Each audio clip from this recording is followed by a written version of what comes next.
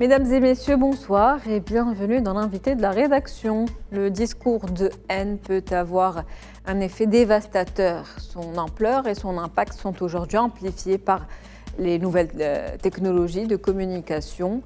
Les jeunes ont une influence considérable les uns sur les autres et peuvent susciter des changements significatifs en s'élevant contre les discours de haine. C'est pourquoi il est important d'impliquer les hommes et les femmes, jeunes et moins jeunes, pour favoriser des sociétés plus inclusives et plus tolérantes. S'il n'est pas contrôlé, le discours de haine peut même nuire à la paix et au développement car il jette les bases de conflits et de tensions ainsi que les violations des droits humains à grande échelle. Et c'est à l'occasion de la Journée internationale de lutte contre le discours de haine qui se tient le 18 juin qu'on a décidé de discuter de ce sujet ce soir avec vous, Monsieur Zakaria Abou-Dahab. Vous êtes professeur en relations internationales à l'Université Mohamed V de Rabat. Bonsoir. Bonsoir, Madame Ramlichi. Merci de cette belle invitation. Merci à vous de l'avoir accepté. Toujours un plaisir de vous avoir avec nous ici sur le plateau.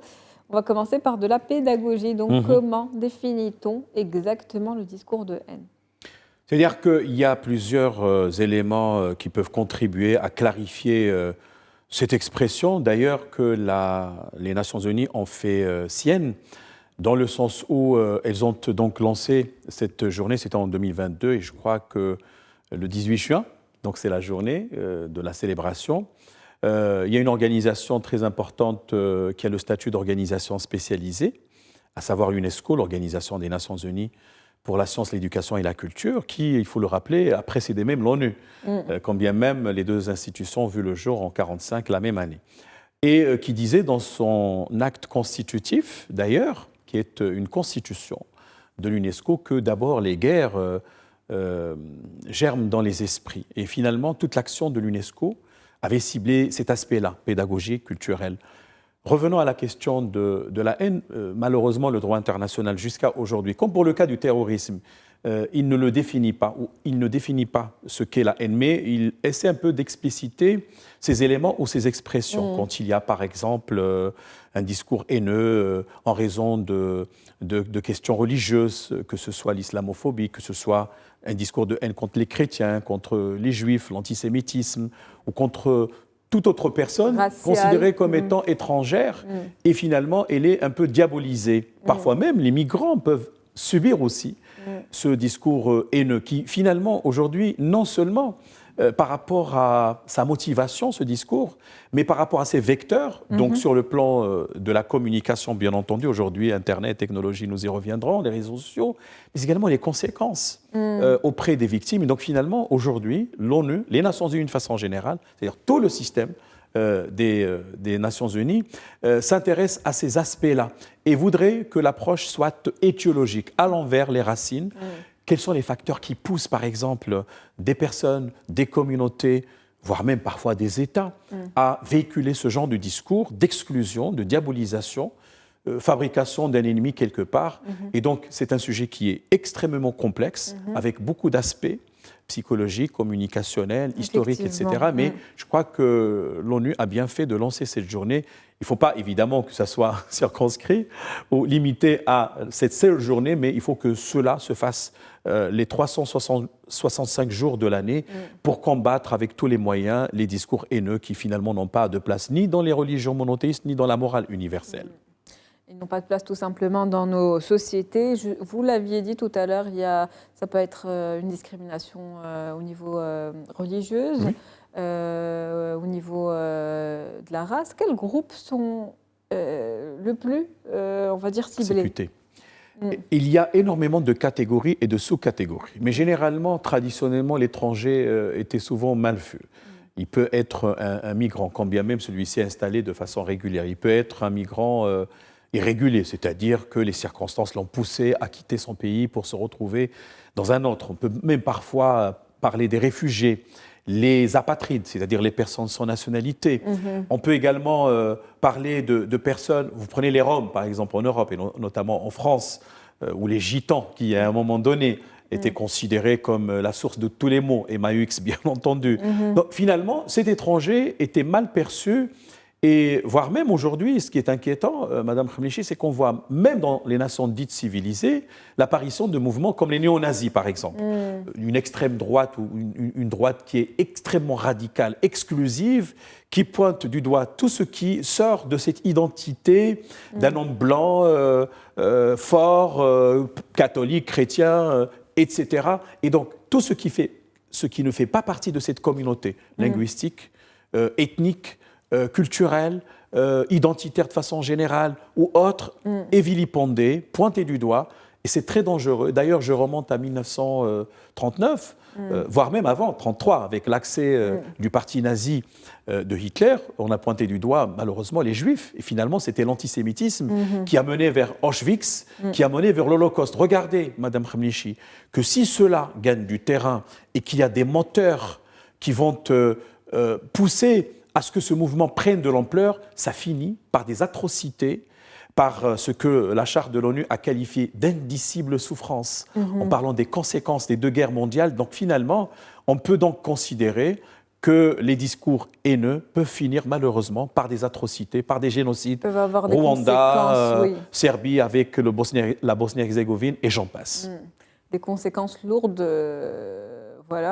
qui peuvent résulter de ce genre de discours qu'il faut absolument, en tout cas, essayer de stopper par tous les moyens possibles. Ce terme, vous l'avez dit tout à l'heure, n'est pas encore défini par la loi au niveau international. Il fait encore l'objet de discussions, notamment on remet en question, ou ce qu'on oppose, c'est la liberté d'expression.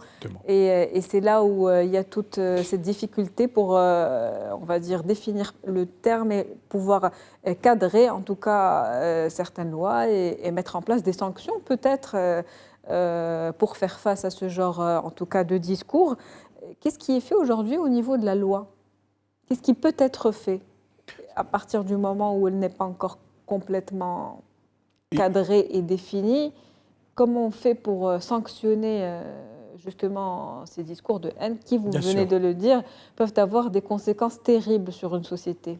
Alors, c'est le principe de subsidiarité, c'est-à-dire qu'on va dire complémentarité pour résumer, mais les États, évidemment, au nom de la souveraineté, des compétences régaliennes, peuvent toujours légiférer sur des domaines qu'ils maîtrisent. Et quand l'État a la compétence de gérer les services publics, il a le droit parfaitement, de légiférer au niveau de son territoire. Donc il y a des lois nationales qui peuvent condamner tout discours de ce genre. Il va falloir tout simplement identifier, calibrer, paramétrer.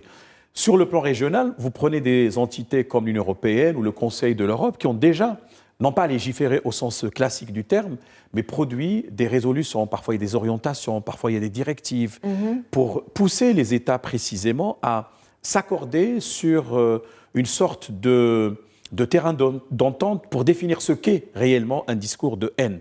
Mais sur le plan international, il va falloir qu'il y ait consensus mondial. Par exemple, vous prenez les droits de l'homme, parce que l'approche onusienne précisément est ordonnée autour des droits de l'homme. Oui, combattre les discours dits haineux, tout en respectant la protection des droits de l'homme, la liberté d'expression, etc. Parfois, ce n'est pas toujours facile, Madame Khamenei, en raison de questions religieuses, morales, le relativisme culturel. Est-ce que la haine est définie de la même manière? Je ne sais pas. D'où cette question qui se pose de la loi, son efficacité, si elle devait être mise en place. Vous l'avez dit tout à l'heure, en Europe, par exemple. Tout à fait.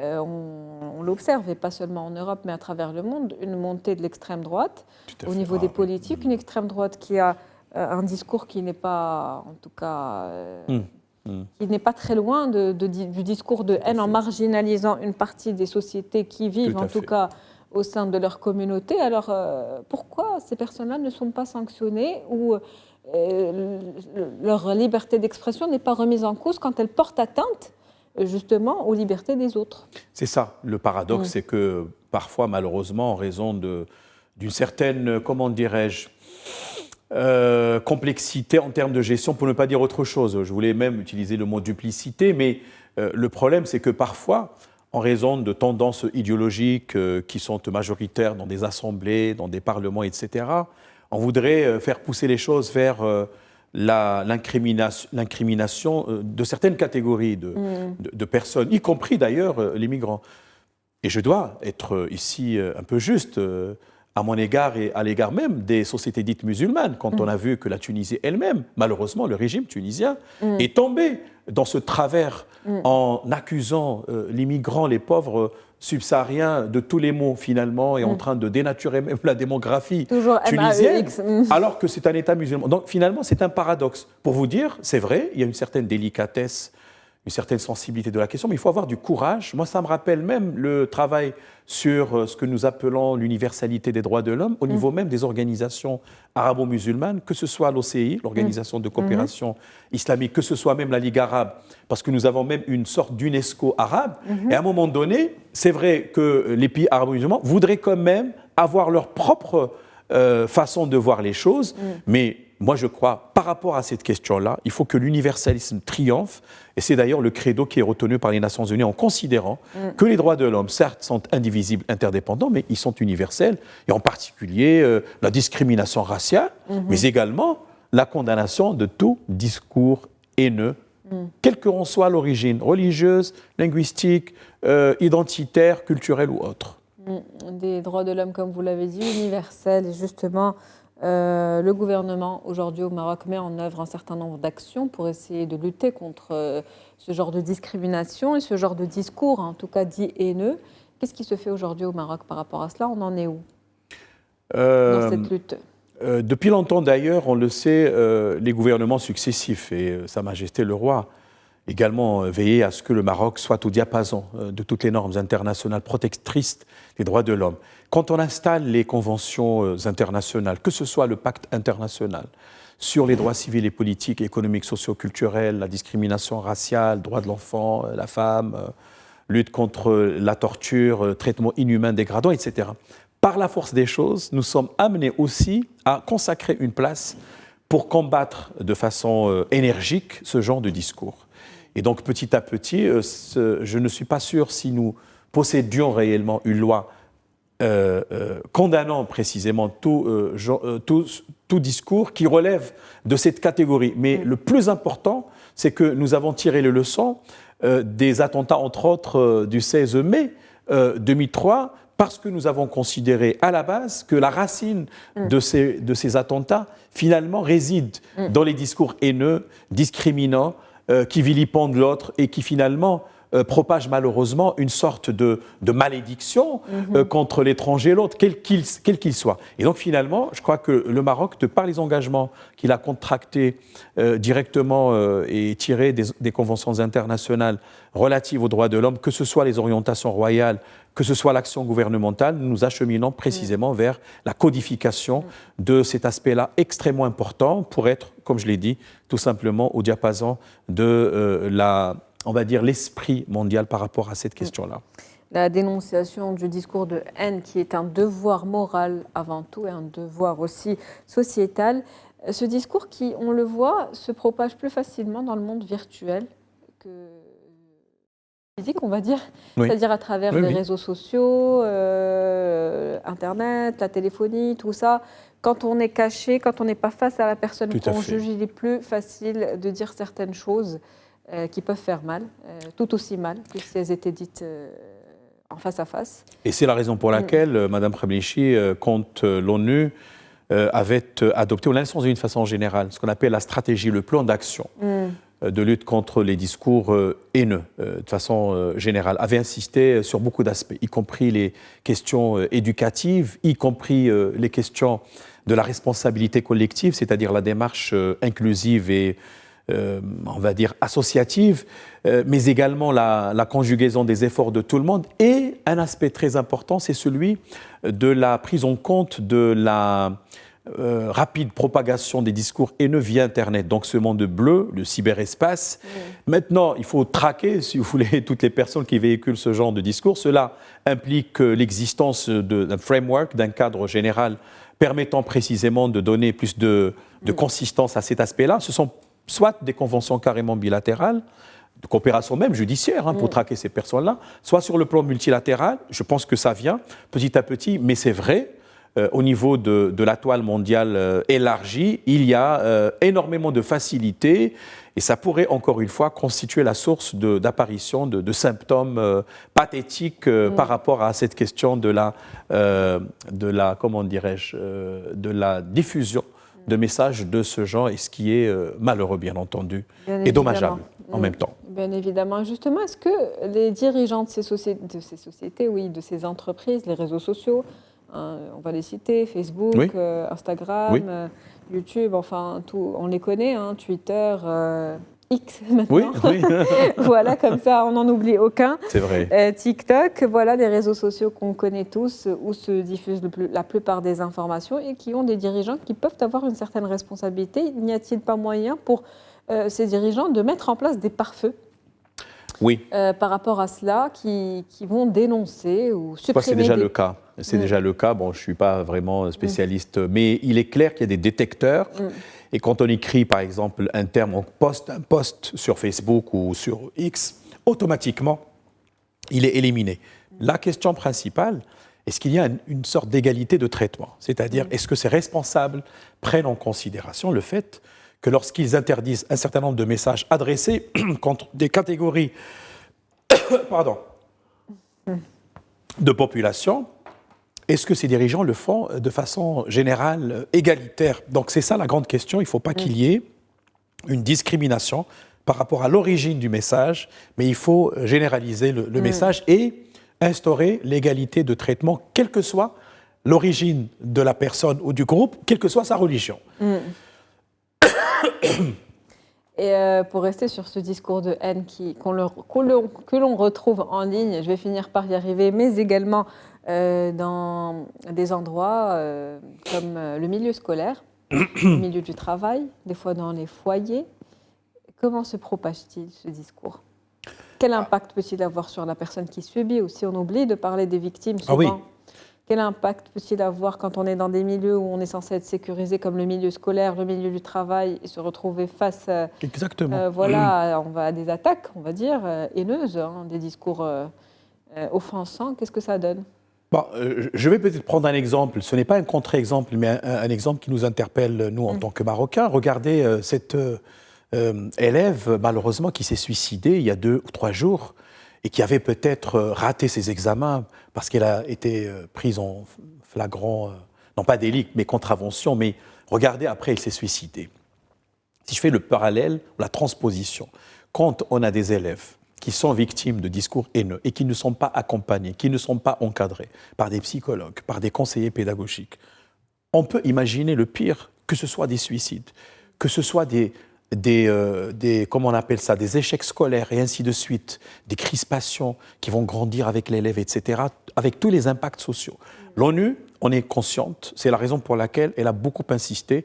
On peut systématiser, on va dire il y a 3 étapes, 3 temps forts.